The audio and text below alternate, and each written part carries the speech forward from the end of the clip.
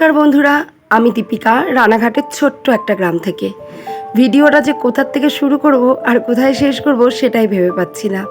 কারণ তোমরা দেখতেই পাচ্ছ যে আমাদের একদমই অল্প জায়গা, আর এই অল্প জায়গার মধ্যে ঘর হচ্ছে, তো আমাদের রান্নাবান্নারই কোনো ঠিকানা নেই। ওই কোনো রকম ডাল আলু সেদ্ধ খেয়ে দিনটা কাটাচ্ছি। আর তাই তোমাদের সাথে কিছুই শেয়ার করতে পারছি না, কোনো কাজবাজ ঠিকমতো করতেই পারছি না, সমস্তটাই বন্ধ যেহেতু ছোট জায়গা। তো আজকে রড এসছে, খোয়া এসছে। আজকে হচ্ছে ঘরের যে কলম, যে সিঁড়ি ঘর বা রান্নাঘর যেটাই হোক না কেন, ছোট হেতেই অনেক সন্তুষ্ট।